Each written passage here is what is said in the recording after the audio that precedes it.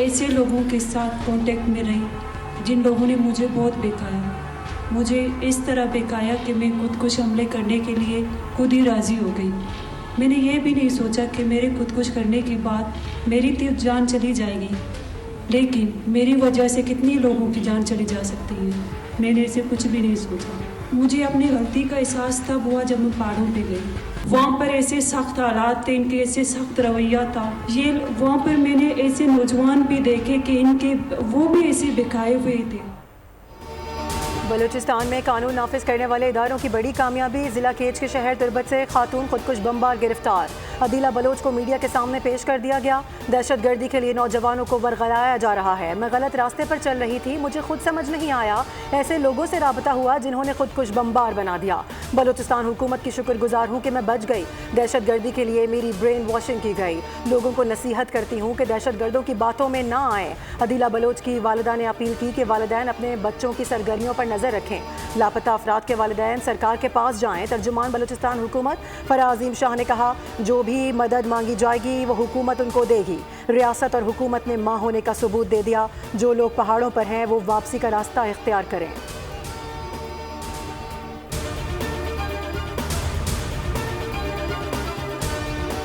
पाकिस्तान के दुश्मन तरक्की का पहिया रोकने के लिए दहशतगर्दों की पुष्टबनाही कर रहे हैं। देरपा तरक्की के लिए दहशतगर्दी का खात्मा जरूरी है। वफाकी वज़ीर मनसूबाबंदी एहसन इकबाल का इस्लामाबाद में कॉन्फ्रेंस से खिताब कहा कि दहशतगर्दी से निपटने के लिए हुकूमत ने नेशनल एक्शन प्लान, दाखिली सलामती, कौमी पॉलिसी और आज़म इस्तेहकाम लॉन्च किए। हुकूमत ने दहशतगर्दी के मसले को हमेशा संजीदगी से लिया।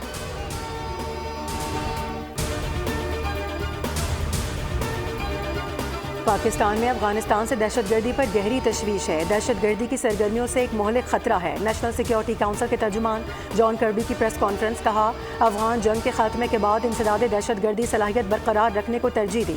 हमने काफ़ी हद तक साबित कर दिया कि इंसदाद दहशतगर्दी सलाहियत अमरीका के पास मौजूद है और ये सलाहियत खतरे से निपटने के लिए काफ़ी बेहतर और कारआमद है।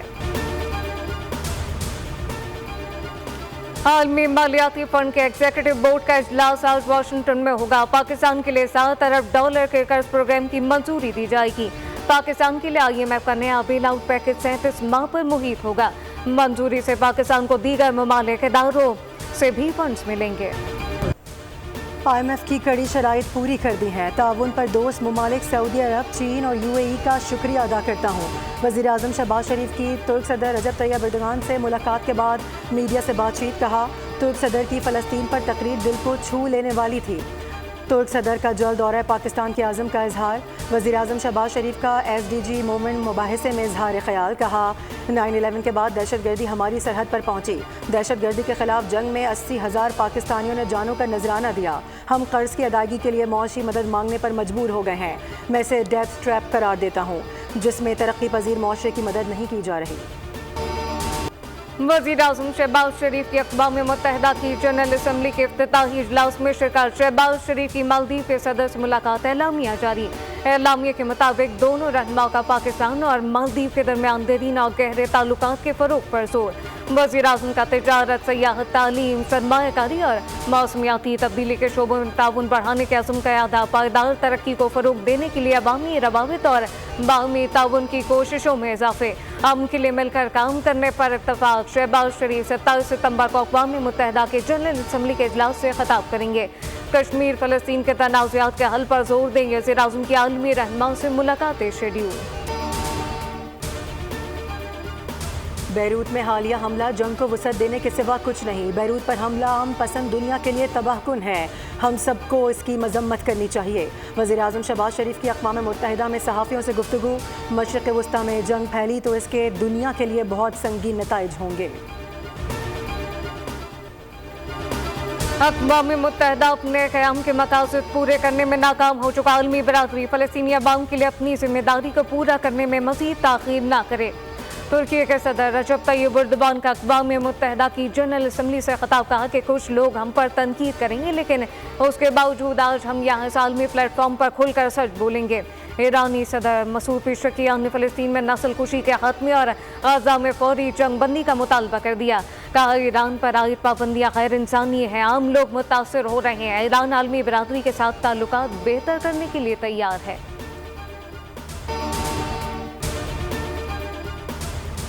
इसराइल फ़लस्तीन के बाद लबनान को भी तबाह करने पर तुल गया। बैरूत की 6 मंजिला इमारत पर हमले में 6 शहरी शहीद और 15 जख्मी हो गए। खौफनाक बमबारी से शहदा की तादाद 569 हो गई। 1800 से जायद जख्मी हैं। शहदा में 50 बच्चे और 98 खातीन शामिल। सियोनी फौज की बमबारी से तिब्बी और रेस्क्यू अमला भी महफूज नहीं। मुतासरा इलाकों से बड़ी तादाद में शहरियों की नकल मकानी। गाज़ा में इसराइली मज़ालिम थम ना सके। निसरात पनाह गुज़ीन कैंप पर हमले से 12 फ़लस्तीनी शहीद हो गए। रफ़ा में रहायशी इमारत पर बमबारी से 5 फ़लस्तीनी शहीद हुए। वसी ग़ज़ा में फ़िज़ाई हमलों में 14 अफराद लुक़मा अजल बने। ग़ज़ा में जारी जंग से शहीद फ़लस्तीनियों की तादाद 41,467 हो गई। लाहौर हाई कोर्ट में प्रैक्टिस एंड प्रोसीजर ऑर्डिनेंस कलअदम करार देने के लिए दायर दरख्वास्त की समाअत। अदालत ने दरख्वास्त के काबिल समाअत होने या न होने से मुतालिक फैसला महफूज कर लिया। दूसरी जानिब लाहौर हाई कोर्ट में नए चीफ जस्टिस ऑफ पाकिस्तान की तकर्री का नोटिफिकेशन जल्द जारी करने की दरख्वास्त दायर कर दी गई। जस्टिस आबिद हुसैन चट्ठा ने केस की समाअत से माजरत कर ली। अदालत ने दरख्वास्त मजीद समाअत के लिए चीफ जस्टिस को वापस भिजवा दी।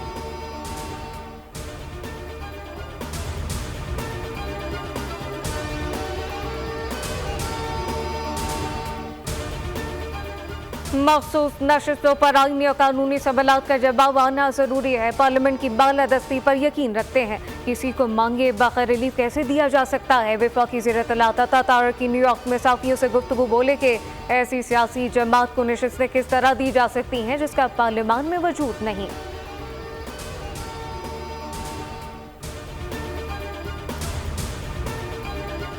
मखसूस नशस्तों का मामला। इलेक्शन कमीशन का 7वां अहम इजलास आज दोबारा होगा। गुज़िश्ता रोज़ होने वाले इजलास में भी इलेक्शन कमीशन हुक्काम किसी भी नतीजे पर ना पहुँच सके। मेंबर KP की अदम हाजिरी के बायस मुशावरती अमल मुकम्मल नहीं हो सका।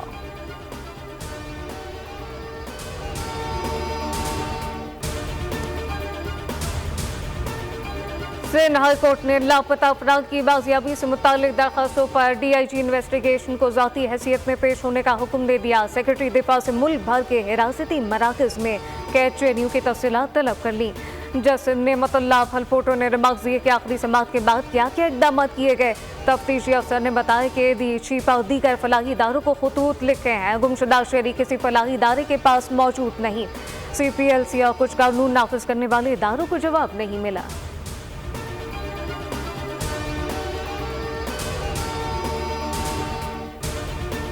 एशियाई तरक्याती बैंक ने एशियन डेवलपमेंट आउटलुक जारी कर दिया। रवा माली साल पाकिस्तान की शरह नमू 2.8% तक रहने का इम्कान।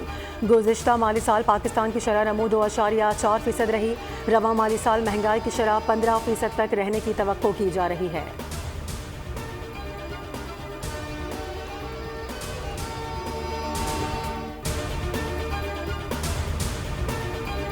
पंजाब में डेंगू के बाद थम ना सके। गुज़िश्ता 24 घंटों के दौरान मजीद 82 नए मरीज सामने आ गए। महकमा सेहत पंजाब के मुताबिक दावलपिंडी से सबसे ज्यादा 69, लाहौर से 4 केस रिपोर्ट हुए।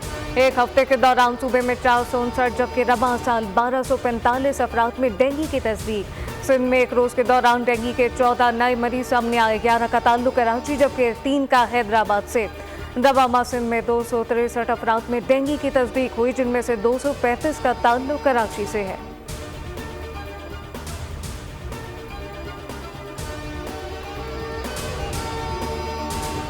चैंपियंस वनडे कप का पहला एलिमिनेटर राउंड। फैसलाबाद में स्टैलियंस की टीम लायंस के मद्दे मुकाबले आएगी। जीतने वाली टीम क्वालिफायर की शिकस्त खुर्दा टीम मारफोर्स से मुकाबला करेगी। पैंथर्स ने मारफोर्स को 7 विकेटों से शिकस्त देकर फाइनल के लिए क्वालिफाई कर लिया। मंगोलिया में जारी वर्ल्ड 6 रेड स्नूकर चैंपियनशिप का फाइनल आज खेला जाएगा। पाकिस्तान के असरद इकबाल का मुकाबला भारत के कमल चावला से होगा। असरद ने सेमीफाइनल में भारतीय हरीफ मलकियत सिंह कोच 0 से जेर किया। इंग्लिश लीग कप का तीसरा राउंड चेल्सी की बेरू के खिलाफ 5-0 से कामयाबी। क्रिस्टोफर की शानदार हैट्रिक। मैनचेस्टर सिटी ने वॉटफोर्ड को 2-1 से हरा दिया। स्पेनिश फुटबॉल लीग में रियल मैड्रिड ने डेपोर्टो को 3-2 से पछाड़ दिया। फ्रेंच स्ट्राइकर क्लीन एम्बापे ने भी गोल करके जीत में हिस्सा डाला। सुरों के जादूगर मारूफ गायक असद अमानत अली खान की 69वीं सालगिरह। पटियाला घराने के चश्मो चिराग और मखसूस अंदाज़े मौसीकी के मालिक असद अमानत अली खान फन मौसीकी में किसी तारुफ के मोहताज नहीं। असद अमानत अली ने 1970 में साज और आवाज़ की दुनिया से ताता जोड़ा और अब तक मद्दाहों के दिलों पर राज करते हैं। खान साहब के गीत और गज़लें आज भी बेहद पसंद की जाती हैं। चप्पलों से बना लिबास, चमकीली पट्टियों वाली फ्रॉक, अनोखे डिज़ाइन वाले मलबूसात। पेरिस फैशन वीक में जर्मन डिज़ाइनर के अनोखे डिज़ाइंस, देखने वाले हैरान, पहनने वाले परेशान।